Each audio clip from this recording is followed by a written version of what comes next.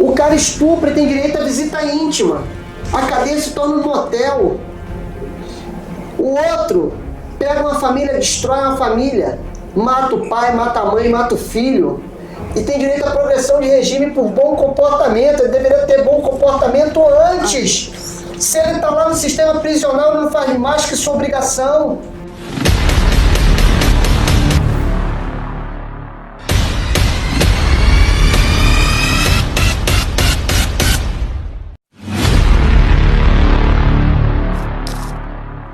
Seja muito bem-vindo ao ID. Hoje nós estamos aqui no Centro de Convenções em Vassoura, participando do primeiro simpósio de segurança pública aqui na cidade de Vassouras. E hoje a gente está recebendo um convidado muito especial, alguém muito relevante, com autoridade nessa área de segurança pública. Estamos recebendo o deputado Márcio Galberto. Seja muito bem-vindo. Muito obrigado pelo convite, muito obrigado pela oportunidade de participar desse programa com vocês. A gente que fica honrado. E a gente quer apresentá-lo como alguém que tem uma trajetória aí de alguns anos, né, dentro da Polícia Civil. Exato. E agora atuando aí já no segundo mandato lá na Assembleia Legislativa como deputado, presidente da Comissão de Segurança Pública da Alerj, não é isso? Exato, 23 anos como policial civil, né, e praticamente 8 anos na Alerj, e pela segunda vez consecutiva presidindo a Comissão de Segurança Pública e Assuntos de Polícia daquela Casa Legislativa. Né? E o Michael, ele disse que ele vai direto ao ponto. Hoje vai ser sem rodeios. Eu queria até que estivéssemos ao vivo, porque seria muito legal a interação, as pessoas fazendo pergunta, mas eu quero deixar para você que está assistindo, coloque o seu comentário. Se você não é inscrito, também se inscreva, que é muito importante. E começando então, deputado, é algo que a população de fato se preocupa muito, que é com relação à segurança pública. E o que a gente observa hoje, a nível do Estado, é que a criminalidade de fato ela está ali nas comunidades, como todo o estado do Rio de Janeiro. E quando a gente olha para isso, a gente pode acreditar que, de fato, pode acontecer uma mudança? Pode. É possível acontecer uma mudança? É possível, sim. Infelizmente, nos últimos 20, 30 anos, nós tivemos decisões políticas e jurídicas desastrosas no aspecto segurança pública, e isso tem impactado pesadamente até hoje. Várias decisões políticas que foram formuladas, que foram feitas por pessoas que, na verdade, eram grandes palpiteiros nesta área. Elas não entendiam nada. Hoje, se nós dizemos que o policial militar, o policial civil, o policial penal, o agente do DEGAS, enfim, o guarda municipal, eles são especialistas em segurança pública. E esses especialistas em segurança pública que estão lá na ponta, eles nunca, ou quase nunca, eles são ouvidos. Então, na verdade, nós tivemos durante esses longos anos, 20, 30 ou até mais, e nada contra essas profissões que eu vou falar, pelo contrário, são extremamente necessários. Mas nós tivemos políticas públicas sendo formuladas por sociólogos, por antropólogos, por psicólogos, enfim, pessoas que nunca estiveram no chão da fábrica. Sim. Nunca. E que muitas vezes, por causa de uma visão ideológica do mundo, então que se afastavam mais ainda da realidade do povo, da realidade dos agentes, da realidade daqueles que fazem a segurança pública verdadeiramente acontecer. Então, quando você me pergunta se tem solução, tem. Por exemplo, o professor Peri Chiquida é um especialista, é um acadêmico, é um pesquisador de São Paulo, e ele foi para dentro de 11 presídios paulistas com a sua equipe e formulou algumas perguntas para que os presos pudessem responder. Tem várias perguntas muito interessantes que estão na contramão, as respostas dos presos estão na contramão daquilo que hoje os supostos especialistas na área de segurança pública dizem.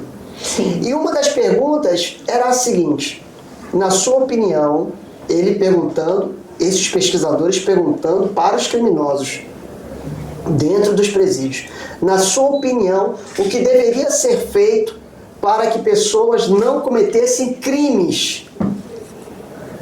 Primeiro lugar na resposta. Vocês adivinham o que os criminosos responderam, o que deveria ser feito? Educação de qualidade, justiça social. Que normalmente a gente vê como pauta, né? Negativo. Pena de morte. Eita. Segundo lugar, prisão perpétua. Terceiro lugar na resposta, 2 presos, que deveria ser feito. Penas duríssimas. Eu te pergunto, se os criminosos sabem o que deve ser feito, as nossas autoridades não sabem? Sim. Ou não querem fazer o que deve ser feito? Eu, particularmente, sou contrário à pena de morte. Sim. Porque entendo que no Brasil atual mandaríamos muitos inocentes para esse tipo de condenação. Agora, sobre a prisão perpétua e uma pena duríssima, eu sou favorável. Não é possível nós continuarmos tratando milicianos, traficantes, estupradores, pedófilos, sequestradores, com uma pena que fica muito longe, muito aquém do crime que foi cometido. Como vítimas da sociedade, que na verdade inverte o papel, né? Ao invés da sociedade ser vítima do bandido, é o bandido que é vítima da sociedade, né? Você é mais especialista do que muitos. Sim. Porque você trouxe a realidade, o fato. Então, o que prevaleceu na nossa sociedade foi uma visão de mundo que trata o criminoso como um pobre coitado. É o coitadismo. Ele é um coitadinho. Ele não tem vontade própria. Foram as circunstâncias, a natureza ou qualquer outra entidade que nós não conhecemos que o empurrou para isso. Você tocou num ponto interessante. Muitas vezes nós ouvimos que é a falta de oportunidade. Sim. Evidentemente que eu, enquanto político, enquanto parlamentar, deputado estadual, é claro que eu tenho que trabalhar para que o Estado crie essas possibilidades para que a pessoa se desenvolva plenamente. Então ninguém é contra a oportunidade, mas a falta de oportunidade, ela não é a condição sine qua non para que uma pessoa adentre na vida do crime. Ela não é a condição principal. Eu vou te dar um exemplo claríssimo e você tem absoluta certeza que vocês dois vão responder. A maioria das pessoas que vivem em comunidades são pessoas de bem. Sim. A maioria esmagadora. Ninguém duvida disso. São pessoas que trabalham, que sonham, que empreendem. Uma minoria ali que dá para a vida do crime. Uma minoria que dá para a vida do crime. Concordam comigo? Sim. Essas pessoas que vivem em favela têm oportunidade ou não têm oportunidade? Estão dentro das mesmas condições, né? Tem uma decisão, Então, você não. já até adiantou. Elas não têm oportunidade e nem por causa disso elas vão para a vida do crime. Porque se a falta de oportunidade fosse a condição principal, nós teríamos nas favelas a maioria das pessoas na vida do banditismo. E não é isso, é mentira. A maioria das pessoas trabalham ali.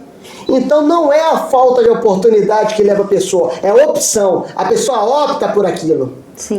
Assim como o político opta por ser corrupto, assim como uma outra qualquer autoridade opta por um dinheiro fácil, mas criminoso. É opção. Ninguém pega, empurra, põe uma arma na cabeça e diz: você vai ter que ser corrupto, você vai ter que ser ladrão. Não tem isso. É uma opção. Outro exemplo. Nos Estados Unidos, um psiquiatra forense, ele sempre repetia isso, que as pessoas entravam para a vida do crime por falta de oportunidade. Era algo automático. Ele ouvia, fazia sentido, ele repetia. Reproduzia. Ele nunca parou para refletir sobre isso. Até que um belo dia, então, ele resolve fazer uma pesquisa. Ele vai para dentro dos presídios e olha só que interessante. Olha só que interessante. Até celular cai nessa hora. Ele chegou e disse o seguinte, perguntar para os presos. É tão simples que eu falo, gente, como é que pode? Eu estou falando nisso, isso foi na década de 80. E ele perguntava o seguinte: você está preso por quê? Tráfico. Quantos irmãos você tem? 4. Moram todos juntos? Moram. Quantos deram pro crime? Somente eu. E assim ele foi fazendo a pergunta. O que ele descobriu? Mesma casa, mesma falta de oportunidade, mesmas condições, mesma criação, na maioria dos casos a mesma cor, tudo. Só um deu pro crime. É uma opção. É uma opção. Então a falta de oportunidade não seria, né, o motivo. Agora uma coisa, ela não abarca ele. o deputado, que eu fico pensando é que, com o passar do tempo, se tornou natural e as pessoas acabam absorvendo, achando aquilo normal no dia a dia dela, essa violência, né? Eu estava dando uma olhada em números e parece que tivemos aí em torno de 500 mil homicídios no Brasil nos últimos 10 anos. Sim. Nos últimos 10 anos, se nós pegarmos uma média de 40 a 50, vai dar isso. Dá isso. Sim. E aí a gente pega também o número de mais de 900 mil presos, seja semiaberto, né, o regime que for. E aí tem números alarmantes, e o senhor trouxe essa questão com relação ao que o presídio, o preso sabe o que tem que fazer. De fato, quem está administrando sabe muito bem o que tem que fazer. A quem interessa essa violência? A quem interessa que milicianos continuem extorquindo? A quem interessa que traficantes continuem vendendo cocaína, maconha? Quem se beneficia disso? Não somos nós, cidadãos de bem.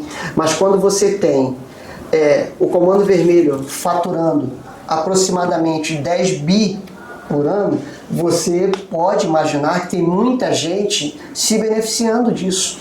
Eu sou radicalmente contrário à descriminalização e liberalização das drogas, radicalmente contrário. Mas hoje as drogas representam de 15% a 20% do faturamento. Hoje o faturamento maior dessas organizações criminosas não são mais com as drogas. Você quer ver um outro exemplo que ilustra isso?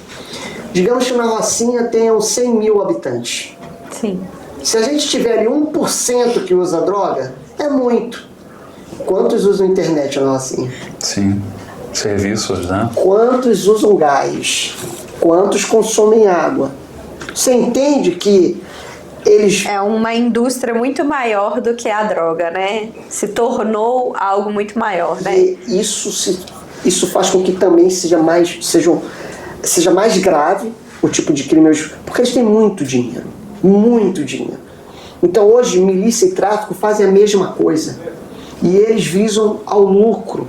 E para atingirem seus objetivos, que são lucrativos, eles estão dispostos a tudo. E é por isso que a violência é tão presente. Como que você vai combater isso partindo do princípio que eles são pobres coitados? Sim. Alguém que pega uma pessoa, mata, tortura, esquarteja o corpo, vai arrancando membro por membro. Como é que pode? Será que o pedófilo é um pobre coitado mesmo?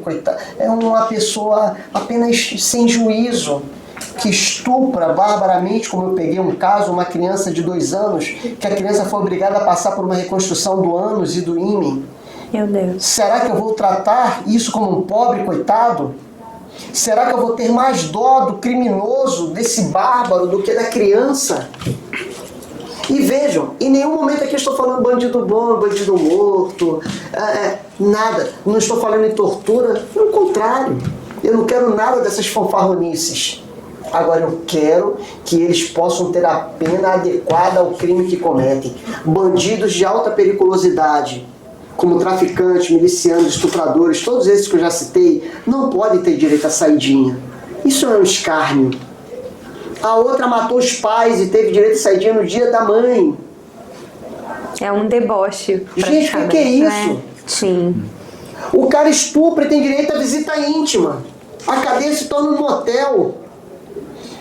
O outro pega uma família, destrói uma família, mata o pai, mata a mãe, mata o filho. E tem direito à progressão de regime por bom comportamento. Ele deveria ter bom comportamento antes. Se ele está lá no sistema prisional, ele não faz mais que sua obrigação. Aí o outro tem direito à diminuição de pena se ele ler uma página de livro por dia. Sabe qual é a mensagem que a gente está mandando para os criminosos? Continue, vale a pena ser criminoso no Brasil. Tá fácil, né? Aí tem uma questão que eu quero perguntar, aproveitando esse momento aqui. Pelo que eu vi, pode ser que o número não esteja tão exato. 7 mil famílias, elas recebem o auxílio, tá? Mas e a pessoa que é vítima, ela recebe o que do Estado? Exato, e aí, eu não estou falando isso por causa do momento atual, eu falo isso há muitos anos. O criminoso tem que trabalhar, ele tem que trabalhar para ressarcir suas vítimas, ele tem que trabalhar para bancar o tempo que ele passar preso, porque custa. Sim. E quem paga somos nós. E ele tem que trabalhar para sustentar sua família, que muitas vezes não tem nada a ver com os crimes que eles cometem. O secretário, ex-secretário da Polícia Militar, secretário Menezes. Então, assim, eles têm que trabalhar, eles não podem ter uma vida ociosa. Não podem. Mas está muito fácil para o criminoso. O criminoso brasileiro, ele é frouxo, ele é covarde, ele é desleal, mas faz uma análise de risco. O criminoso faz uma análise de risco. O que eu vou ganhar? O que eu vou perder? O que dá para negociar? Ali está mais difícil, ali me parece mais fácil. Ele vai para onde ele encontra facilidade. É por isso que as pessoas têm que fazer a sua parte para se precaverem. É claro, porque ele vai sempre buscar. Fizeram uma pesquisa e descobriram que os pedófilos atacam muito mais as crianças, sabe por quê? Alguns tipos de criança, porque eles olham para a cara do pai. Se o pai tem cara de bobo, é naquela criança que eles vão atacar. Tem toda uma análise, não é algo feito... O criminoso está sempre analisando. Então, se existe uma possibilidade muito grande dele se dar mal, ele para. Imagine se hoje nós tivéssemos, para esses criminosos que eu falei, uma pena mínima de 50 anos. Se você for pego pelo crime de milícia, você já sabe que você já começa com 50 anos. Então, se você entrar, se só te pegarem por isso, agora, se te pegarem, se tiver uma arma, 50, mais o porte daquela arma ilegal daquela arma. Se tiver o crime de milícia, a arma e mais uma ameaça, isso tudo vai somando. Sem progressão de regime. Sem progressão de regime. Ele sabe que se ele entrar com 20, se tudo der certo, ele sai com 70. Você acha que alguém ia querer ser miliciano no Brasil? Você acha que alguém ia querer ser traficante? Ele ia vender uma bala, ia fazer um curso na FATEC, ele ia pegar e engraxar um sapato, ia para trabalhar numa obra, ia estudar, ia respeitar os seus pais, ele ia fazer qualquer coisa decente, menos ir para a vida do crime. Mas hoje o crime compensa aqui nesse país. O crime... Veja o esforço que o governo brasileiro, o governo federal está fazendo para demonstrar para os Estados Unidos que o Comando Vermelho e o Primeiro Comando da Capital não são terroristas. Gente, isso já tá feio. Pergunta pra população na rua se eles não estão aterrorizados, não é verdade? Gente, isso tá ridículo. Isso é uma coisa que me causa vergonha. Qualquer cidadão honesto, por mais que ele vote A, B, ou C, não é possível que não esteja percebendo o que está acontecendo. Não faz nenhum sentido o governo, aquele que representa a maior autoridade do país, estar defendendo aqueles que prejudicam a população. Vai totalmente contrário à instituição, né? Aquilo que ela... o propósito para o que ela foi criada, né? E pior, ainda traz a desculpa de soberania. Eles vão invadir a nossa soberania. Que soberania tem quem vive numa comunidade e não pode ir ver? Isso. Ou quem mora num bairro do Rio de Janeiro, ou até mesmo no interior e não pode ir ver. Um policial não pode entrar dentro da comunidade hoje desguarnecido, né? Um cidadão não pode errar no caminho hoje. Olha, você entende que a gente não pode naturalizar esse absurdo, esses absurdos? Eu, 23 anos de policial civil, 8 anos na Alerj. Eu não vou me acostumar com uma realidade como essa. Um morador de Padre Miguel, no Rio de Janeiro. Eu, 40 anos em Padre Miguel, não é a Zona Sul do Rio, não é Barra. Eu acho que vocês já sabem. Eu não vou me acostumar nisso. Eu passo em algum lugar e falo, cara, eu não posso entrar ali senão eu morro. Como é que pode alguém se acostumar a isso? Que soberania é essa? Que você não pode errar o caminho no Rio de Janeiro. Você não pode espirrar se estiver sendo assaltado ou assaltada. O cara estiver armado pedindo um celular, se tu espirrar, vai tomar um tiro. Eu não posso me acostumar com isso. Ninguém está obrigado. Então é claro que o governo americano designou essas duas facções como terroristas porque o governo brasileiro se omitiu. É claro, foi omisso. Aí alguém vem, sai com a outra achando que está fazendo o máximo questionamento. Aí pergunta assim... Tudo bem, mas por que a milícia, o TCP e a ADA não foram também designados como terroristas? Ora, meu caro, porque eles ainda não se internacionalizaram. esse que era o teu questionamento máximo, que você achou que ia me pegar, não, eles não se internacionalizaram. No momento que eles começarem a cometer crimes dentro dos Estados Unidos, ou em mais de 10 países europeus, como o primeiro Comando da Capital e como o Comando Vermelho, que aliás já dominam a logística de drogas, algumas rotas de drogas internacionais. Sim. Então, na hora que eles fizerem isso, o governo americano vai declarar. Mas o governo brasileiro poderia ser na frente. Também acho que o miliciano é terrorista. Eu também acho que o terceiro comando da capital também é. ADA, bota todas essas facções aí como terrorista. Faz isso, bota essa tomar decisões internas, né? Internas que ninguém de fora vai se meter. Falar, olha, alguém está se metendo em El Salvador? Não. Então é isso que eu até queria aproveitar e perguntar aqui para o senhor. Olha só, a gente está falando de um estado, de um país que ele é menor. Só que tem algumas questões que, inclusive, a gente conversava em off aqui, que inclusive foi tema de uma TV, né, um documentário, né? E isso, do Brasil Paralelo. Que é justamente sobre isso. E a gente observa ali que foi uma apreensão de mais de 80 mil pessoas. Então não foi uma apreensão pequena, né? Não teve assim... Então, como que ele conseguiu fazer?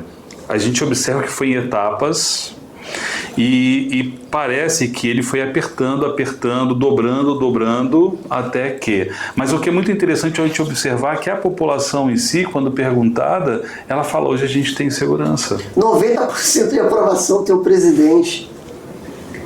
Não dá para um ideólogo dizer que não é bem assim, que ele está passando por cima dos direitos humanos. Mais de 90% da população aprovam o Bukele.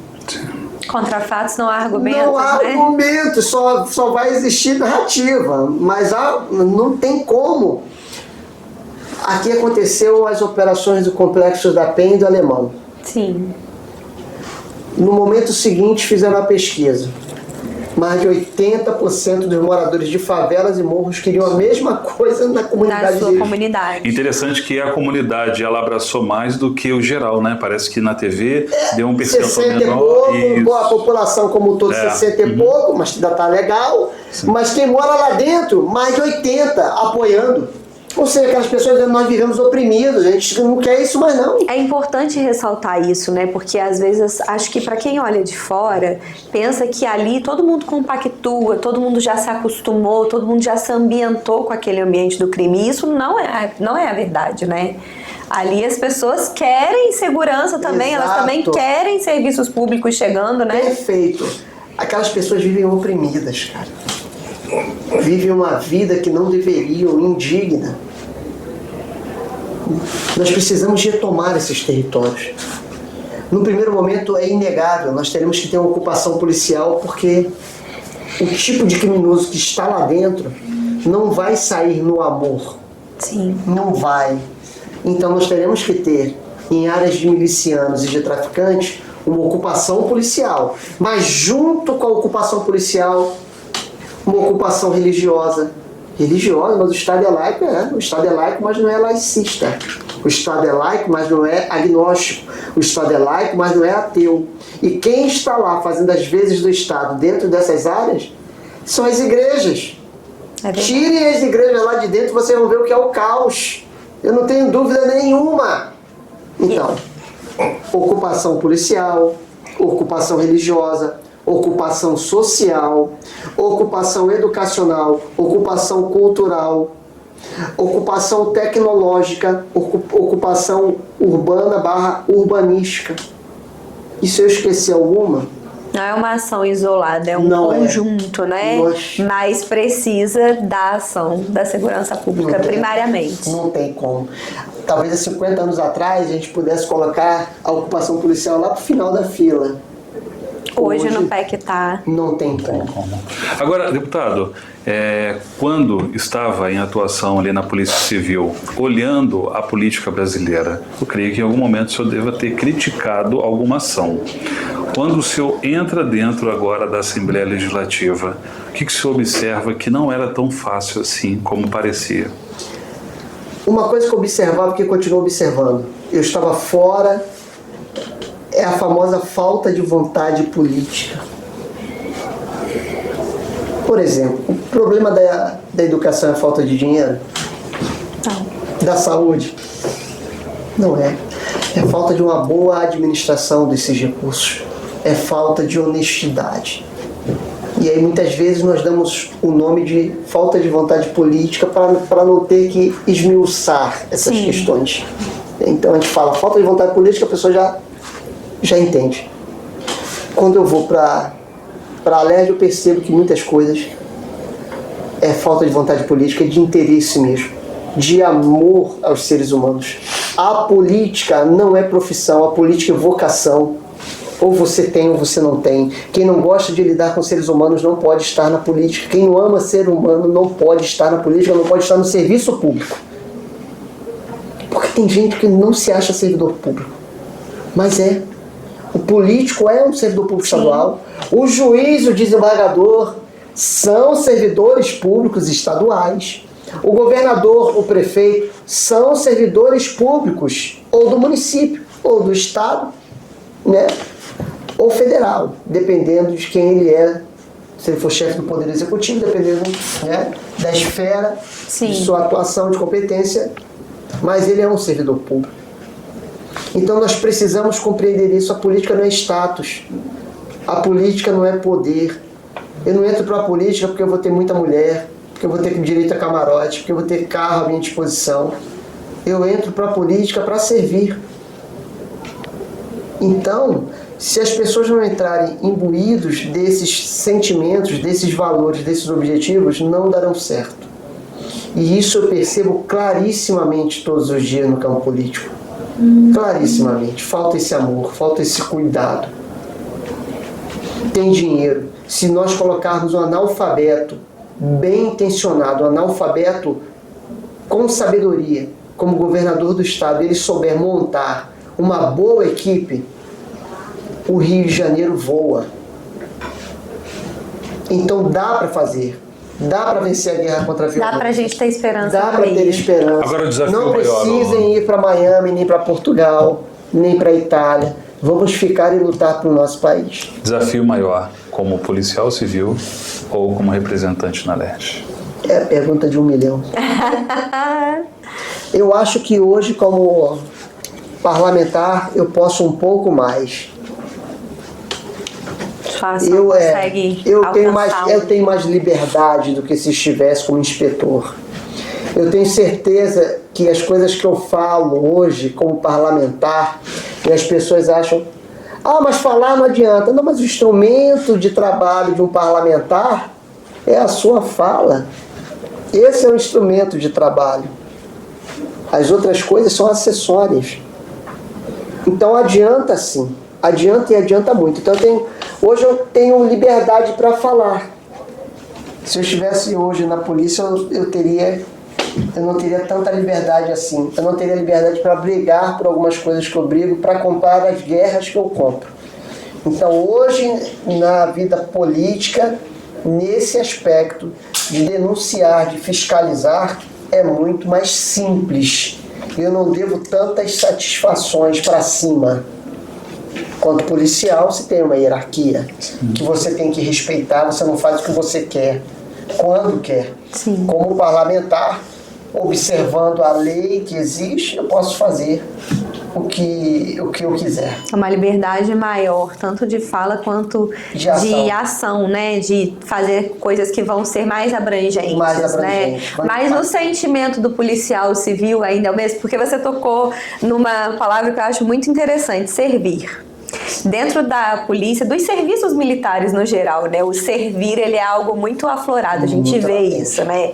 E eu acho até mesmo com a vivência, como você relatou aqui, uma vez eu tive com um caso de estupro, e eu acho que vai gerando em sentimentos ali, algumas coisas vão movendo, ainda tem todo esse sentimento carregado do militar, do servir, de você ter tá movido naquilo ali dentro do parlamentar hoje? Enquanto policial civil, eu aprendi muito isso, né? Você passa um período na academia de polícia, depois você vai para a delegacia, você atende a população, veja, você está servindo o tempo inteiro. Mas eu tive uma escola muito excelente antes da polícia.